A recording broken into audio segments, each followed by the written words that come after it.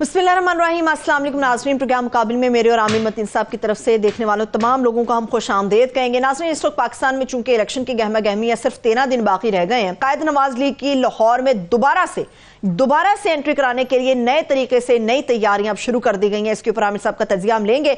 अब चूंकि सिर्फ 13 दिन बाकी रह गए हैं, नून लीग और पीपल्स पार्टी एक दूसरे के ऊपर लफ्जी गोलाबारी कर रही है और बड़ी तेजी के साथ कर रही है। बड़ों की सियासत से इनहराफ करना था मरियम बीबी ने भी, बिलावल भुट्टो जरदारी ने भी, मगर ये दोनों दावेदार बड़ों की रिवायती सियासत पर ही चल रहे हैं।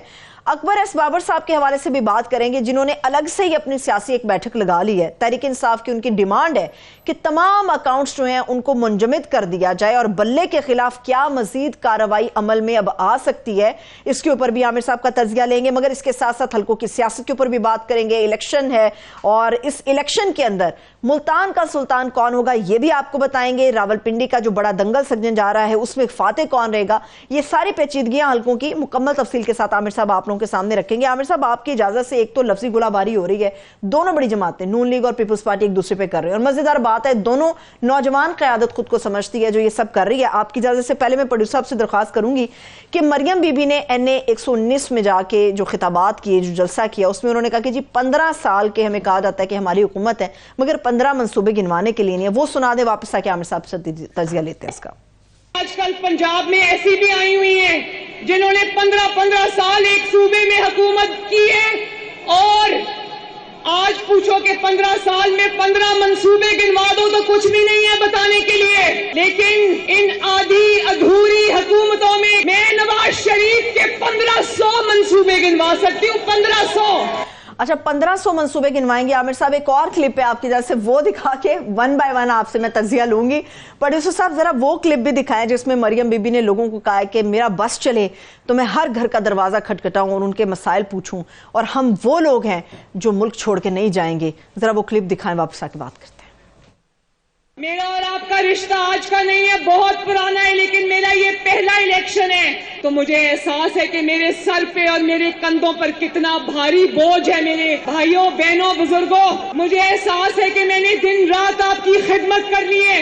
मैं वो उम्मीदवार बिल्कुल नहीं जिसको लोग पर्ची पे लिख के देते हैं कि हमारे ये मसाइल हैं।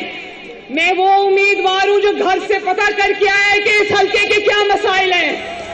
आमिर साहब, 1 बाय 1, एक तो पहले 15 साल की हुकूमत, फिर दूसरे की तरफ बढ़ते हैं। रोज़ की आपस में जो है ना बिलावल और मरियम जो है ये गोलाबारी चलती रहती है। वो अच्छी स्ट्रेटजी है क्योंकि तीसरा है कोई नहीं है, वो उसका बयान आ नहीं सकता।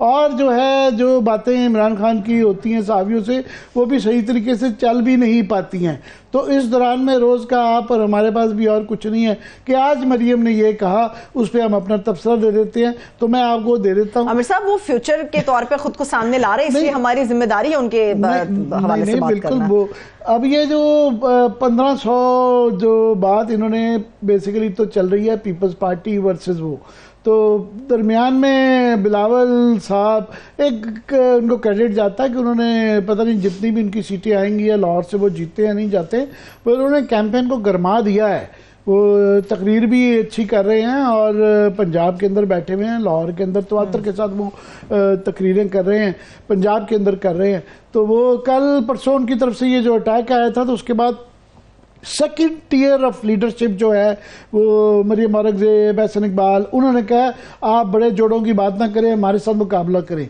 तो फिर परवेज शाह खान आ गई पीपल्स पार्टी की, उन्होंने कहा अब हमारा टियर, आपका टियर मेरे साथ मिलता है, आप अगर तीसरे दर्जे के लीडर से बात करना चाहती है तो मेरे साथ बात करें, आप भी बिलावल आपके ऊपर की चीज़ है। सो ऊपर नीचे का ही फैसला नहीं हो रहा क्या है। बाकी ये जो 1500 साल वाली जो बात की है, ताना जाहिर है वो पीपल्स पार्टी को दे रहे हैं कि काफ़ी हद तक ये ठीक है कि पंजाब के अंदर जो दावे किए जा रहे हैं कि लाहौर को पंजाब को ये बदल देंगे, तो सिंध के अंदर ये सवाल ऑफ कोर्स है कि क्या परफॉर्मेंस रही है, उस तरह की नहीं रही है। ये बिलावल ने मरियम बीबी के ऊपर टॉन्ट किया कि आपकी हुकूमत इतने अरसा रही और आपके पास 15 मंसूबे गिनवाने के लिए वो नहीं, तो उन्होंने ये जो रिटर्न किया है उनकी कुछ हद तक तो ठीक है कि सिंध के अंदर कोई इतना मॉडल सिंध नहीं बना दिया कि वो बेच सकें, तो आप अगला बताने इस हद तक तो ठीक है। मगर नवाज शरीफ साहब के जो 1500 मंसूबे हैं, मैं ये बार बार रिपीट करता हूँ, ये एक डिस्क्रेडिट आ गया है कि इंफ्रास्ट्रक्चर और एनर्जी दो ऐसी चीज़ें हैं जो इनकी पॉलिसीज़ की वजह से वो पाकिस्तान का भट्टा बैठ गया है, हम डेड ट्रैप में फंस गए हैं। और ये मुफ्ती इस्माइल कह रहे हैं कि वो बिल्कुल ही फ्लॉड पॉलिसी थी। ये मेरी दरख्वास्त होगी कि जिसने अगर नहीं पढ़ी, एक किताब है बेस्ट सेलर, दुनिया की टॉप की बेस्ट सेलर्स में आई हुई है, न्यूयॉर्क टाइम्स की बेस्ट सेलर में, उसका नाम है confessions of an economic hitman, और वो जॉन परकिंस साहब की है। उसकी एक डॉक्यूमेंट्री भी बन गई है, शायद फिल्म भी बनने जा रही है, यूट्यूब पे मौजूद है, इसको प्लीज़ ज़रूर देखें। उसके अंदर वो बताते हैं कि जनाब हमें ये डिप्यूट किया जाता था कि गरीब मुल्कों में, थर्ड वर्ल्ड हमारे जैसे मुल्कों के अंदर जाएं और राग़िब करें वहाँ के शराफिया और रूलर्स को कि वो बड़े बड़े सड़कों के, इंफ्रास्ट्रक्चर के, पुलों के, इन पे इन्वेस्ट करें और इसके अंदर वो अपना तो माल बनाएंगे ही, मगर मुल्क डेड ट्रैप में फंस जाएगा। उसकी क्लासिकल एग्जाम्पल हम हैं, पाकिस्तान है, कि ये बड़े बड़े जो प्रोजेक्ट हैं, ये बड़ी बड़ी सड़कें जिसके ऊपर सिर्फ शराफिया जा पाती है, आम आदमी की हमारी इंडस्ट्री नहीं है। पहले पूरे यूरोप के अंदर जो तरक्की हुई, उन्होंने इंडस्ट्रियल बेस लगाई, सारी इंडस्ट्री बना दी, फिर सड़कें। हमारे यहाँ अब 1100 रुपया लाहौर से इस्लामाबाद जाने का लगता है। हाँ, इतनी ज़्यादा टोल टैक्स है। और वो जो वहाँ पे बनाए हुए हैं दरमियान में सर्विस स्टेशन, वो सिर्फ शराफिया के लिए हैं। वो आम आदमी तो उस पे जाने का सोच नहीं सकता। टूरिस्ट आता है वो कहता है यार ये तो यूरोप बना दिया है। वो यूरोप भाई, बाहर जो ही आप निकले मोटरवे से बाहर, आप बेरा में निकले, आप कहीं सालम में निकले, कहीं भी निकल जाए, वो असली पाकिस्तान नजर आता है। और वो मोटरवे का पाकिस्तान और बाहर का पाकिस्तान जमीन आसमान का फर्क है। मैं इंडिया आता रहता हूँ, जीटी रोड के ऊपर उन्होंने बड़ी जबरदस्त कर दी है, मगर वो जीटी रोड पे हर एक की एक्सेस है। इर्द गिर्द के तमाम जो लोग हैं अपनी फार्म टू मार्केट वो सब्जियां बेचते हैं, उनको अलाउ किया जाता है कि बेरा के लोग बेरा के स्टॉप ओवर के ऊपर सर्विस स्टेशन के अंदर उसका इस्तेफादा करें, लोग उनका करें। उनकी सब्जियां पूरे उस पर सड़क के ऊपर जो जितनी मोटरवे के साइड्स पे चल रही हैं, उनके फार्म में अपनी प्रोडक्ट्स बेचने दें, सब्जियों का, फ्रूट का, लोकल चीज़ का, डायरेक्टली लोग खरीदेंगे, फ़र्क पड़ जाता है। तो ये बुनियादी बात जो मैं कह रहा था, ये जो 1500 हमें बार बार सुनाते रहते हैं, और एनर्जी का प्रोजेक्ट कि इतने महंगे महंगे लगा दिए हैं, कैपेसिटी चार्जेस से सेठों की जेब भर दी है, गरीब आदमी को वो ना मिलती है बिजली, लोड शेडिंग अभी तक जारी रहती है, और हमारे पास इतने महंगे हैं कि पेट्रोल खरीदने के पैसे नहीं है। हम अपने उन कारखानों को बंद रखते हैं, और बंद रखने के बावजूद हम कैपेसिटी चार्जेस देते हैं। तो ये फ्लॉड पॉलिसी है। हमारे साथ नुमाइंदा खुसूसी साकिब बशीर साहब भी मौजूद है। बहुत शुक्रिया Saqib, thank you so much हमें ज्वाइन करने के लिए। मेरे ख्याल में लीगल मामलात के ऊपर भी जरा गुफ्तगू करते हैं जी। आज की बड़ी खबर तो ये है कि डिटेल जजमेंट आ गई है। जो बल्ला लेने का जो केस था सुप्रीम कोर्ट की, जो जस्टिस फायज ईसा साहब की खुद ये डिटेल जजमेंट लिखी है, और इसकी वजह से अभी तक रिव्यू नहीं कर पा रहे थे। तो ये शॉर्ट ऑर्डर और अब डिटेल जजमेंट जो आई है, हमारे पास साकिब मौजूद हैं, साकिब से पूछते हैं साकिब कि इसमें और उसमें क्या मज़ीद वजाहत आई है, अब क्या, how where does it stand, अब क्या सूरत हाल है? जी, चीफ जस्टिस काजी फायज ईसा की सरबराही में 3 जो मेंबर बेंच था, उसने 38 सफ़ात का ये फैसला जारी किया है। इसको 3 कैटेगरीज में हम रख सकते हैं। एक तो उन्होंने कहा है कि जो 14 मेंबर थे वो कहते हैं, उनका क्लेम है कि वो पीटीआई के मेंबर हैं। पीटीआई ना इलेक्शन कमीशन के सामने, ना पेशावर हाई कोर्ट, ना सुप्रीम कोर्ट के सामने ये साबित करने में कामयाब हुई है कि वो पीटीआई के मेंबर नहीं है। वो कहते हैं कि ये बर्डन पीटीआई पे था कि ये इन्होंने साबित करना था कि वो मेंबर नहीं है, और उनका क्लेम ये था कि हमें फेयरली जो है वो इलेक्शन में पार्टिसिपेट नहीं करने दिया गया। और ये साथ ही लिखा कि बानी जो ये थे अकबर एस बाबर के हवाले से कहा कि उन्होंने कोई ऑर्डर का हवाला भी पेश किया है, तो जिससे पता लगता है कि वो शायद पीटीआई के बानी मेंबर है। तो एक तो पोर्शन ये हुआ कि इनकी वजह से उन्होंने कहा। दूसरा टेक्निकलिटीज पे है कि लाहौर हाई कोर्ट में एक पुराना मामला जो है पेंडिंग था पीटीआई के जो इंट्रा पार्टी इलेक्शंस के हवाले से, वहां 5 मेंबर का बेंच बन चुका था। इसके बावजूद पेशावर हाई कोर्ट ने यह केस सुना, हालांकि वो जो प्योरली 22 दिसंबर का जो इलेक्शन कमीशन का ऑर्डर था उसके खिलाफ पीटीआई पेशावर हाई कोर्ट गई थी। जो लाहौर हाई कोर्ट में मामला पेंडिंग था वो पहले का है। तो बहरहाल इलेक्शन जो सुप्रीम कोर्ट है उसने एक ही नजर से देखा है कि एक ही पार्टी के, क्योंकि इंट्रा पार्टी इलेक्शन का मामला है, बेशक वो पहले का है लाहौर हाई कोर्ट में और ये बाद का है, और ये 22 दिसंबर वाला लाहौर हाई कोर्ट के सामने भी नहीं है, तो इसके बावजूद वो समझते हैं कि नहीं, जो लाहौर हाई कोर्ट में मामला पेंडिंग था पेशावर हाई कोर्ट इसको नहीं देख सकती थी। ये टेक्निकल ग्राउंड पे उन्होंने पेशावर हाई कोर्ट को जो साइड लाइन किया है कि आप तो सुन ही नहीं सकते थे।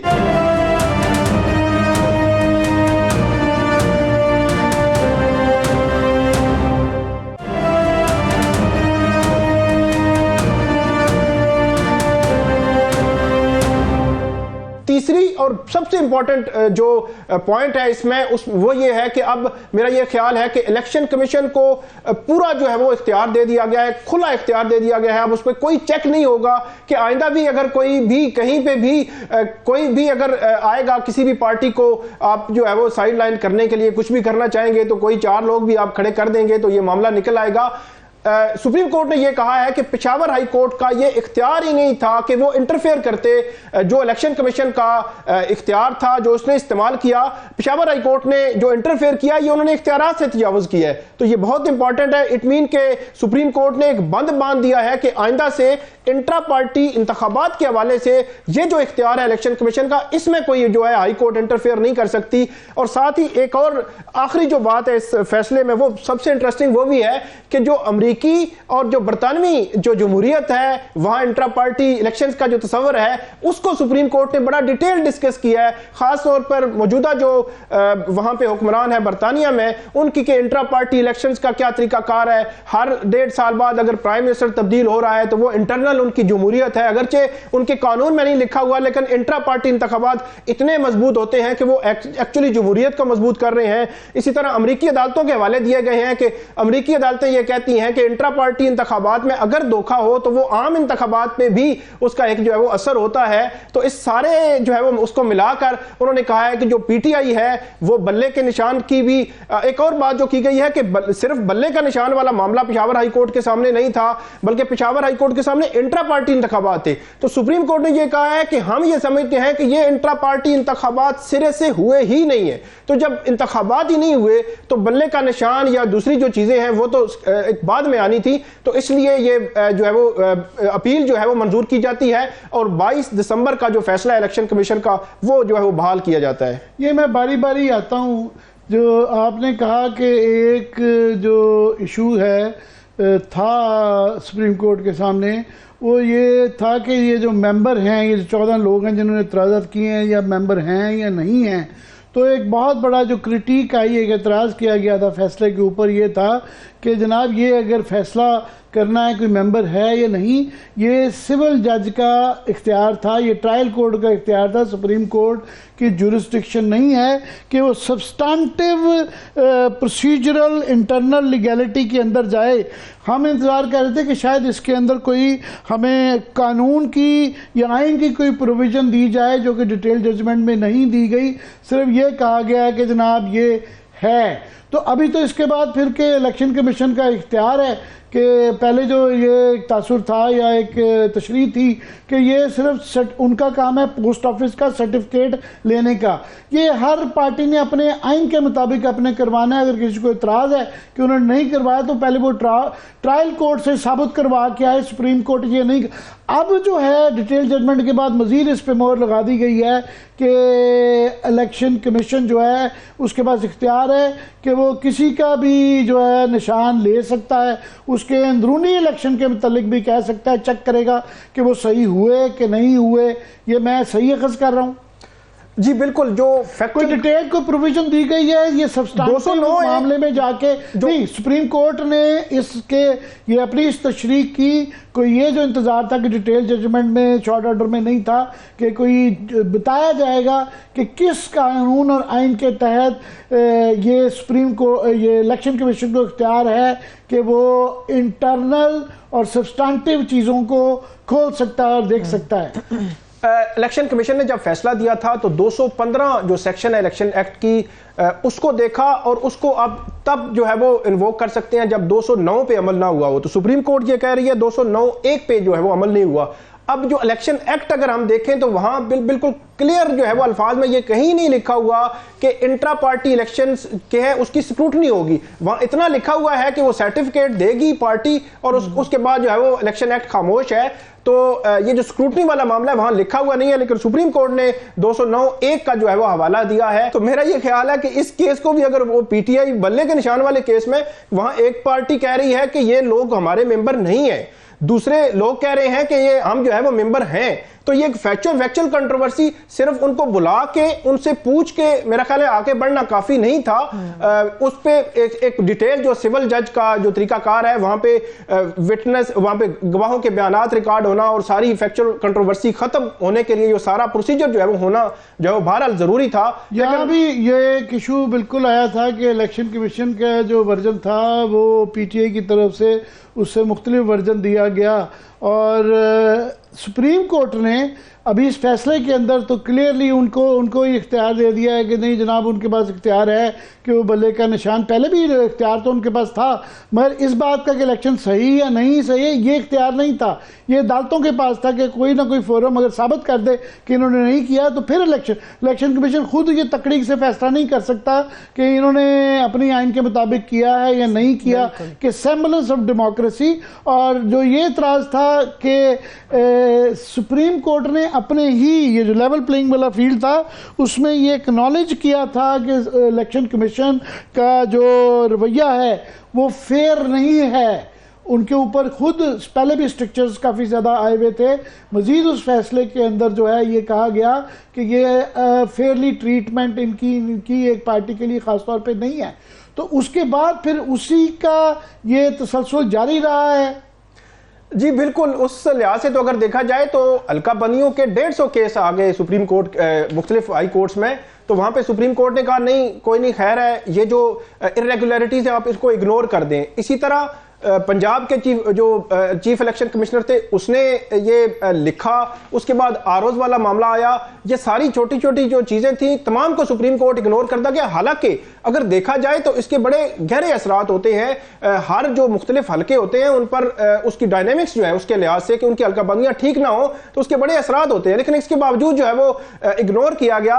लेकिन सुप्रीम कोर्ट इस 14 लोगों के हवाले से यह कह रही है कि इनको जो है वो फेयरली पार्टिसिपेट नहीं करने दिया, नामजदगी फॉर्म नहीं लेने दिए गए और ये सारी चीजें नहीं करने देगी। और इसमें सबसे इंटरेस्टिंग पहलू यह भी है कि जिन 14 लोगों की वजह से पूरी पार्टी को जो है वो डिसफंक्शनल कर दिया गया, वो कहीं मरकजी इलेक्शन में कहीं नहीं, कोई इलेक्शन नहीं लड़ रहा, या अकबर एस बाबर समेत कोई बंदा किसी जगह पे आम इंतखाबात में हिस्सा नहीं ले रहा। क्या करेंगे तो ये मसले का सलूशन उनके हक में छोड़ें कि इस मसले का फैसला आना क्या है, वो रजिस्ट्रेशन पॉलिटिकल पार्टी के तौर पर रजिस्टर्ड हैं या नहीं हैं, बल्ला तो जा चुका, अब इसका फैसला भी नहीं हो पा रहा। और ये जुरिस्डिक्शन का मैं सिर्फ ऐड कर दूं कि इसमें खुद ये जो डिटेल जजमेंट में फाइल साहब ने जो कहा है कि जनाब ये लाहौर हाई कोर्ट के अंदर भी ये थी और वहाँ पे लार्जर बेंच था, वहाँ क्यों नहीं गए, इसके मुतालिक सुप्रीम कोर्ट की अपनी ये रूलिंग्स आ चुकी हुई हैं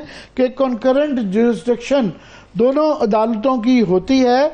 और ये पहले ही फैसल सिद्दीकी साहब बड़े नामवर वकील हैं, उन्होंने हाल ही में एक आर्टिकल लिखा था, उसमें उन्होंने सलाउद्दीन तिरमिज़ी केस का हवाला किया, 2008 की जजमेंट है कि उन्होंने कहा जी it is the Peshawar High Court which had primary jurisdiction because the second last petition जो बाद वाली पिटीशन थी वो pending before the ECB was filed in December 2023।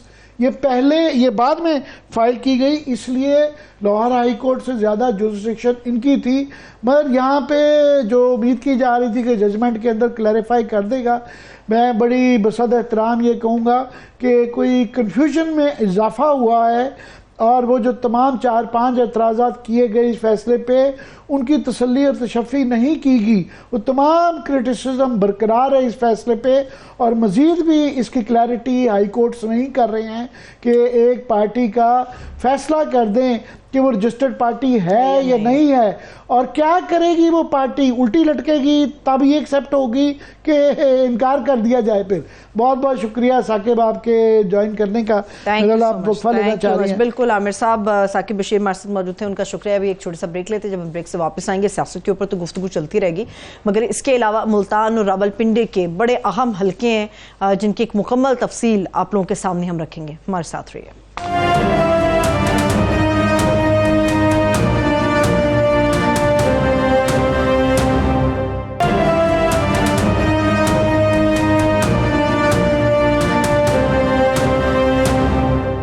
Break के बाद एक बार फिर से खुशामदेद कहेंगे अपने तमाम देखने वालों को। आमिर साहब, हल्कों की सियासत के ऊपर तो हम जाएंगे, मगर ये बड़ी ज्यादती होगी। अभी आपने साकिब से जो है वो पीटीआई से रिलेटेड और दीगर सियासत के ऊपर बात कर ली, नून लीग के ऊपर आपने तजिया दे दिया, मगर बिलावल भुट्टो जरदारी जो इतने ज्यादा बड़े बड़े जलसे कर रहे हैं उसके ऊपर तजिया नहीं दिया। मैं उनका एक क्लिप मेरे पास शेर के हवाले से है, वो सुना के वापस आके तजिया लेती हूँ। जी, कोई तो वजह है कि शेर जो है वो शिकार के लिए नहीं निकल रहा, बल्कि वो कहता है कि कोई और मेरा शिकार भी करे, कोई और मेरे मुखालिफ का बंदोबस्त करे, सब तैयार हो तो फिर बादशाह बाहर आ जाएगा।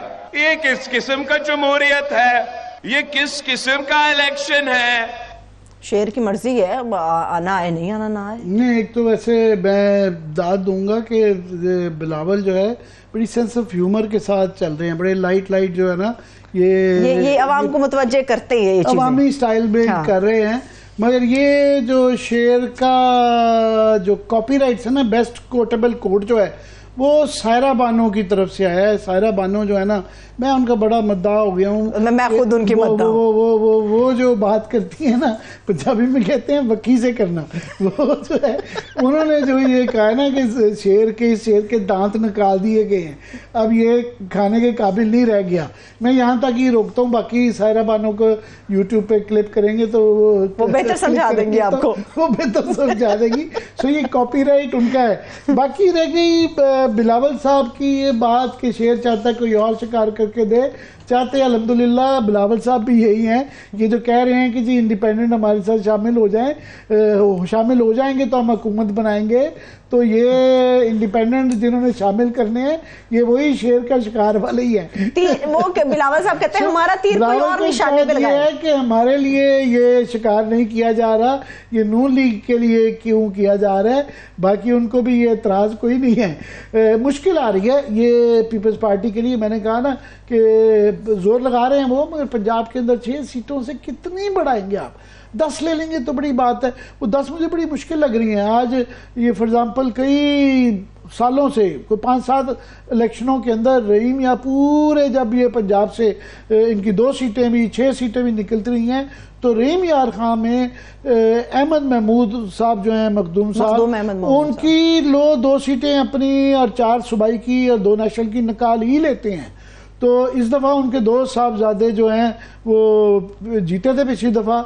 इस दफ़ा अगर वो दिखा सकें प्रोड्यूसर साहब के मुर्तज़ा मखदूम जो है ना, मुर्तज़ा अहमद महमूद, वो कहीं मार्केट में गए हुए हैं, लोगों से वो एक तरीका है, जाहिर है मखदूम ज़ादे हैं, बहुत बड़े अपने इलाके के फ्यूडल भी हैं, इंडस्ट्रियलिस्ट भी हैं, नौकरी भी देते हैं, वो दुकानदार उनके पीछे पड़ गया, हाथ भी नहीं मिलाता।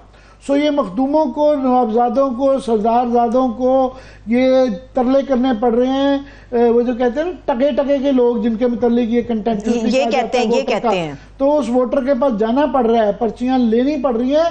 नवाज शरीफ को भी मोनी रोड पे जाना पड़ रहा है। सो ये इलेक्शन का यही खूबसूरती होती है कि लोगों को जाना पड़ता है। अब आ जाए फड्डों का बताएं, उन फड्डों का हल क्या निकालना है? वो बड़ा मजेदार लतीफ़ा ये हुआ है कि आपस में, क्योंकि नून लीग का एक बहुत बड़ा मसला ये आ गया है कि उन्होंने, क्योंकि मुनर्रिफ अफराद लोटों को भी एडजस्ट किया है, उसके बाद काफ़ी लोगों से वादे किए हुए थे जो नेशनल असम्बली में लोटे बने थे, उनको टिकटें भी दी हैं, फिर IPP के लोगों के साथ एडजस्टमेंट भी की है। तो अक्सर जगहों पे इनके कोई तकरीबन 30-40, याद रहे कि 250 सीटों में से 260 सीटों में से इन्होंने 208 कोई तकरीबन 50-60 सीटों पे इन्होंने कैंडिडेट भी नहीं खड़ा किया। तो जो किए हैं 208, उनमें से भी जो हैं काफ़ी सीटों के ऊपर मुनर्रिफ अफराद जो हैं जिनको ये टिकटें दी हैं, वहाँ पे इंडिपेंडेंट लोग खड़े हुए हैं, तो उनकी सुलह सफाई हो रही है। तो उसका बेस्ट होता ये है कि अमंग अदर प्लेसेस, अभी आ जाते हैं मुल्तान के हवाले। पीपल्स पार्टी का बेहतर ये है कि पीपल्स पार्टी का थोड़ा सा इस दफ़ा चांस बन रहा है मुल्तान के अंदर। मुल्तान जो है आप देखें लाहौर के से भी ज़्यादा हैवी वेट्स जो है ना, वहाँ तो नून लीग के ही हैवी वेट्स है ना लाहौर में ज़्यादातर, एक ही ख़ानदान के, पूरे ख़ानदान के 4 लोग हैं। बाकी मुल्तान में अब यूसुफ रज़ा गिलानी साबिक वज़ीर आज़म हैं, उनके साहबजादे हैं। फिर वहाँ पे शाहमूद कुरैशी साहब खुद तो जेल में हैं, उनके बच्चे हैं, साहबजादे और साहबजादी हैं। उसके बाद वहाँ पे जहांगीर तरीन को भी एडजस्ट किया जा रहा है। सो वहाँ वो बड़े बड़े जोड़ हैं, बड़े पहलवानों के जोड़ हैं। और ये क्योंकि पिछली दफ़ा टोटल जो है ना लैंडस्लाइड थी मुल्तान के अंदर, 6 की 6 जो नेशनल नशिस्तें थी वो पीटीआई ले गई थी। सो इस दफ़ा क्योंकि उनको किसी को जेल में किया हुआ है, शाहमूद कुरैशी को, उनमें से कई बच्चों को किसी को टिकट मिली है, नहीं मिली है। जावेद हाशमी बेचारा दस्तबरदार हो गए थे, अभी उनकी मैं सुन रहा था वो तड़प रहे थे कि जनाब उनके घर पे छापे पड़ रहे हैं। कल रात उनके घर पे छापा मारा जी जी जी, वो एक बुजुर्ग आदमी है, सारी उम्र जेलें भी खाई हैं, खुदा का खौफ करना चाहिए। दूसरा, अब वहाँ पे मुल्तान में सूरत हाल ये है कि 6 सीटों में से 2 में तो नून लीग ने जो मुनर्रफ अफराद हैं, मैं उनको तकलीफ होती है हमारे दोस्तों को लोटा कहने की, मगर ये जब लोटे बनते हैं उस वक्त शर्म नहीं आती, बाद में कहते हैं जी हमें लोटा ना कहें। ये हम ही नहीं, मरियम बीबी भी कहती हैं जो मुनहरिफ लोग हैं असल में ये लोटे हैं। ये जिस पार्टी ने के लिए लोटे बने हैं वो लोटे कहते हैं, तो हम क्या हैं। वो तो यहाँ तक भी कह देती हैं कि जी लोटे की जगह बाथरूम में है, पर बाथरूम की जगह जिनको ये टिकटें दे दी हैं उसमें कासिम नून साहब भी हैं, अहमद हुसैन दियड़ है मुल्तान में, 2 ये अफराद को जो कि जिन्होंने अपनी पार्टी बदली थी उनको टिकटें नून लीग ने मुल्तान से दी हैं। मुल्तान में अपने भी 2 जावेद शाह और अब्दुल गफार डोगर को भी मुस्लिम लीग ने दिया है, टिकट दी है। और 5वीं सीट पे वो जहांगीर तरीन साहब को एडजस्ट कर रहे हैं, उनके लिए गुंजाइश, मतलब नून लीग का बंदा कुर्बान होगा। लोधरा में सिद्दीक बोझ खड़े हैं और बड़ी मजबूत कैंडिडेट है वहाँ पे रफीक राई और शफीक राई जो है वहाँ के सिटिंग MNA थे, उनको मार पीट के डरा धमका के वो शिरफा हैं बेचारे, उनका जनाब हमारे घर पे पुलिस आ गई है, उन्होंने विड्रॉ ही कर दिया। उन्होंने कहा जी हम इलेक्शन ऐसी सियासत ही नहीं करते, वो बेचारे घर में जाके बैठ गए हैं। वो सिद्दीक बलोच वहाँ पे खड़े हुए हैं।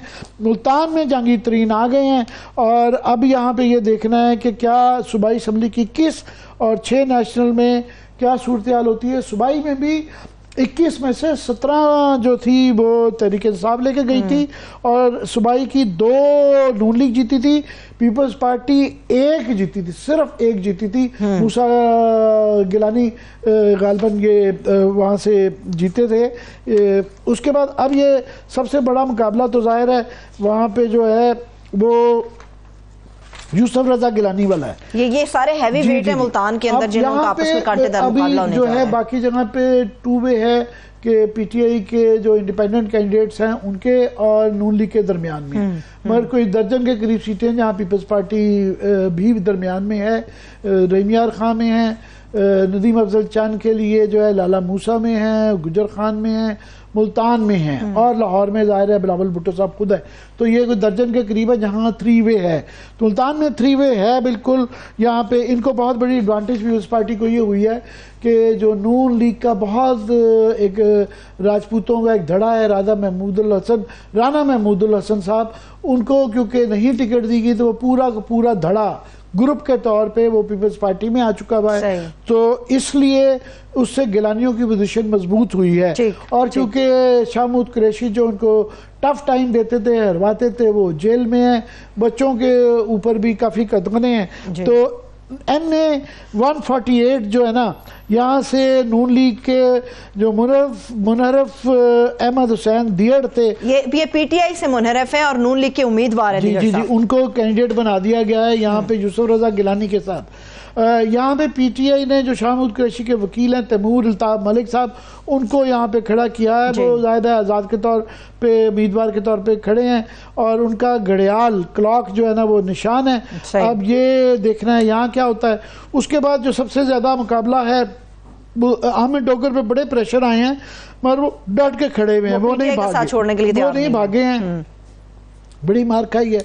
ये तकरीबन 55,000 की लीड से जीते हुए हैं। तो वहाँ पे जहांगीर तरीन के लिए एडजस्टमेंट हुई है, नून लीग ने कैंडिडेट नहीं खड़ा किया, मगर इतना आसान काम नहीं है यहाँ पे डोगर साहब के मुकाबले में जीतना। डोगर को हरवाना, उनको भी क्लॉक मिला हुआ है और मुस्लिम लीग ने यहाँ उनके शेख तारिक रशीद होते हैं, उनको टिकट नहीं दिया और पिछली दफ़ा 1,35,000 लिए थे तारिक रशीद के 80,000 के मुकाबले में। अब जरूरी नहीं है कि तारिक रशीद के 80,000 जो है वो जहांगीर तरीन को पड़ जाएं। सही।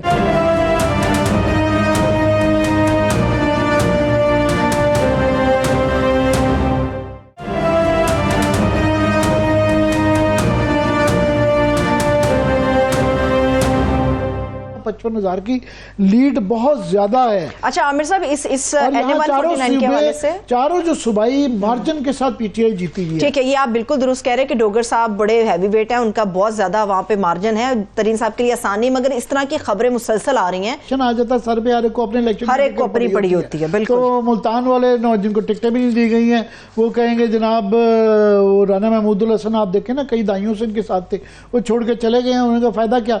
तो वो इस तरह इनके कहने से फर्क नहीं पड़ेगा। और क्योंकि इसीलिए टिकट भी वहां पे इसलिए दिए 55,000 से हारे हुए थे, नून लीग को बड़ा कम चांस था इस बात में कि वो जीतेंगे।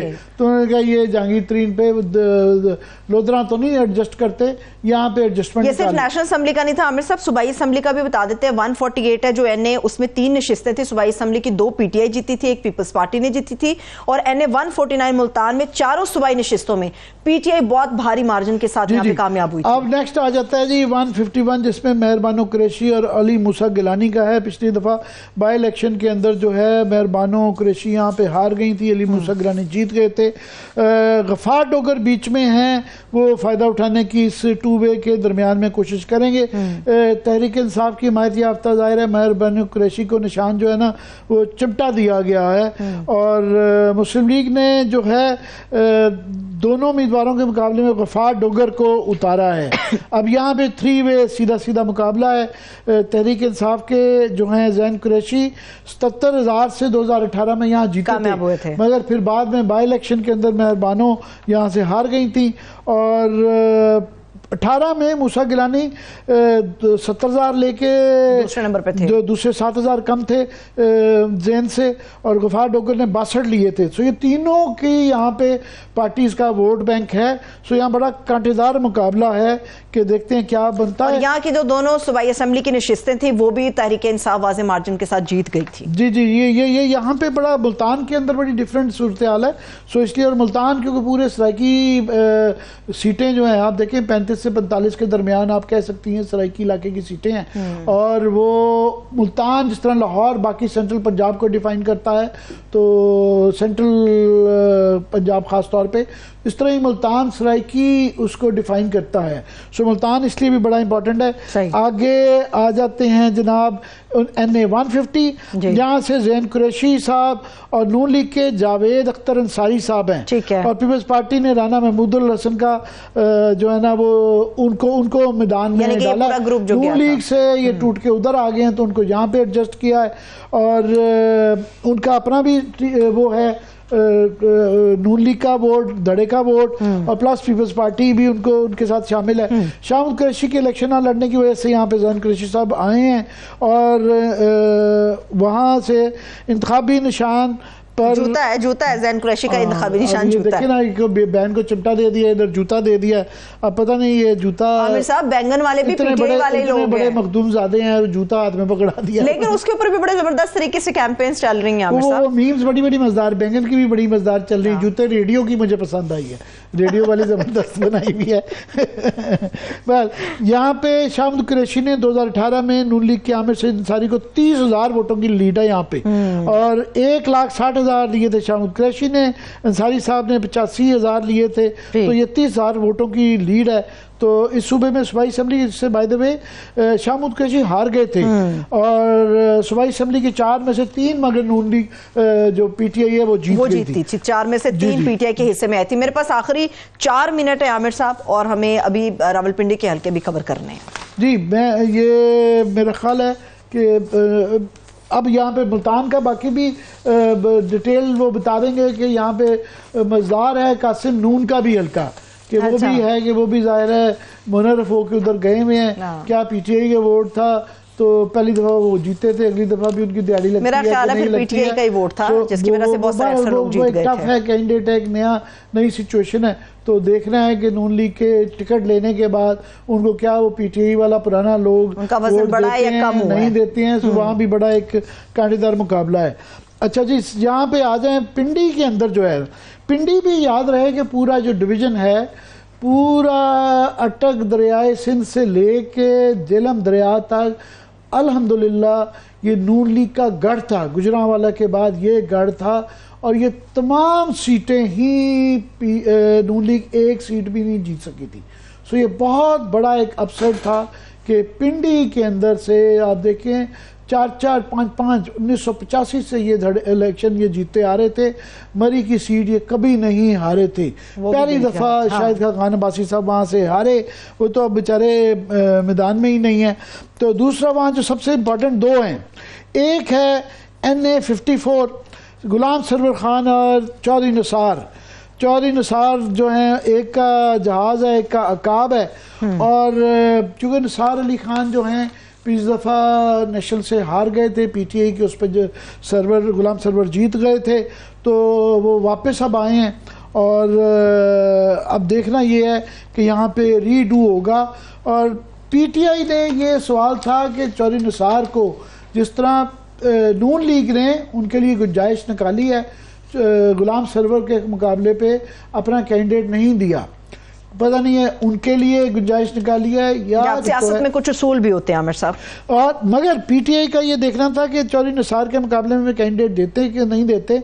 फिलहाल उन्होंने अजरा मसूद जो हैं कमज़ोर कैंडिडेट हैं, मगर फिलहाल PTI के कैंडिडेट वहाँ पे मौजूद हैं। सो एक 3 वे है, मगर 2 बाकी बहुत बड़े हैवी वेट हैं, गुलाम सरवर भी और चौधरी निसार भी जो है यहाँ पे ये देखना होगा। पिछली दफ़ा 54,000 की जो है ना वोट हासिल करने वाले जो अच्छा, इसके अलावा नून लीग ने जो थे ना बैरिस्टर अकील जो थे, वो नून लीग के पिछली दफ़ा 54,000 वोट दिए थे उन्होंने। इस दफ़ा वो उनको सीट नहीं दी, और क्योंकि एडजस्टमेंट की गई है गुलाम सरवर से, वो अकील बैरिस्टर अकील साहब आज़ाद उम्मीदवार के तौर पे बीच में गन डालने खड़े हैं। और सूबाई नशीस जो है मोहसिन अयूब साहब को नीचे दी गई है। अच्छा। तो ये देखते हैं, मेरा ये अंदाज़ा कि चौधरी निसार साहब इस दफ़ा बहुत ताकत से आए हैं, और गुलाम सरवर साहब का इस दफ़ा पोजीशन कोई मुझे इतनी ताकतवर नहीं लग रही है। क्विकली ये है कि ये ज़ाहिर टैक्सला डियाला जो है इसमें आ जाता है, और गुलाम सरवर के वोट बैंक में 30 से 40,000 वोट का इजाफा हुआ था PTI में आने से। अब वो 30-40,000 वोट किधर जाता है किधर नहीं जाता, तो ये अभी देखना होगा। मगर ये 2013 के इंतखाब में भी तहरीक इंसाफ के टिकट पर गुलाम सरवर 1,10,000 से वोटों से जीते थे, 13 में भी और 18 में भी। तो गुलाम सरवर साहब PTI के साथ, अब PTI के बगैर क्या वो चौधरी निसार को गिराते हैं? ये बड़ा मुश्किल है आमिर साहब, बड़ा मुश्किल है। इतला है कि इस दौरान में बड़ी मेहनत करते रहे, वैसे ही वो रब्ता रखते हैं, मगर क्योंकि नून लीग से मुंसलिक थे, नून लीग से अलहदा हो गए, तो वो सीट नहीं निकाल सके। तो इस दफा देखना ये है कि नून लीग भी मैदान में क्योंकि नहीं है, तो क्या पोजीशन बनती है। सही है, देखते हैं। ये तो वक्त के साथ साथ पोजीशन किसी की बेहतर हो रही है और किसी की कमजोर हो रही है। सिर्फ 13 दिन बाकी रह गए, सूरत हाल हर गुजरते दिन के साथ मजीद क्लियर होती चली जाएगी। अपना ख्याल रखिए, मुझे इजाजत दीजिए, खुदा हाफिज।